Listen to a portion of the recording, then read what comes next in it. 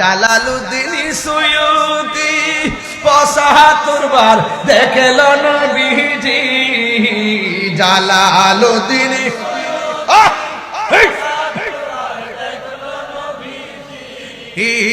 এতবার দেখিয়া নবী এত বেজালা তাহার মিটে না। মদিনা মদিনা আসে কোন মিনের ঠিকানা, বলুন মদিনা মদিনা আসে কোন মিনের ঠিকানা। দিদার চেয়ে কাঁদো তোমরা, দিদার না নবীর দিওয়ানা। মদিনা মদিনা আসে কোন মিনের ঠিকানা। নবীর প্রিয় সাহাবী হযরত আবু বকর সিদ্দিক, নবীর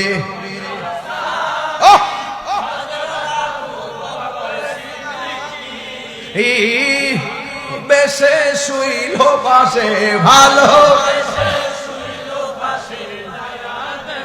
মদিনা মদিনা মদিনা আসে গো মুমিনের ঠিকানা, বলো মদিনা মদিনা আসে গো মুমিন। একটা হাত দিলে খুশি হব।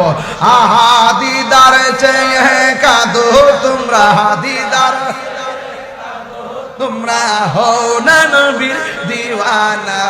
মদিনা মদিনা আসে গো মুমিনের ঠিকানা, বলুন মদিনা না আসে গো মুমিনের ঠিকানা।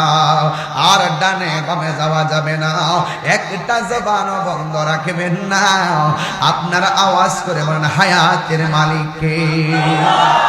এই জন্য যুবক আমি শুরুতে বলছি, যুবক আপনাকে বারবার জীবনে কত যুবক হইয়া ওয়াজে ডাক দিলাম, কিন্তু আপনি আমার কথা কতটুকু মানছেন সেটাই আমার সবচাইতে বড় কথা। আমার নবী আপনার নবী বলেন, হাসরের ময়দান যেদিন কায়েম হবে গো, ওই কঠিন মুসিবতে ৭ প্রকারের মানুষ, কয় প্রকার? ৭ প্রকার মানুষকে আমার আল্লাহ আরশের নিচে ছায়া দিবেন। এখন প্রশ্ন হলো, রাতের অন্ধকার হয়ে গেছে, সূর্য নাই, সূর্য আছে? সূর্য গায়েব হয়ে গেছে, আর আমরা এই অন্ধকারের মধ্যে লাইট জ্বালায় বসে গেছি, বড় ঠান্ডা লাগে। এখন দিনের বেলা যদি মাহফিলটা হইতো, এই রৌদ্রের মধ্যে কি মানুষ এতবেলা বসতে পারত?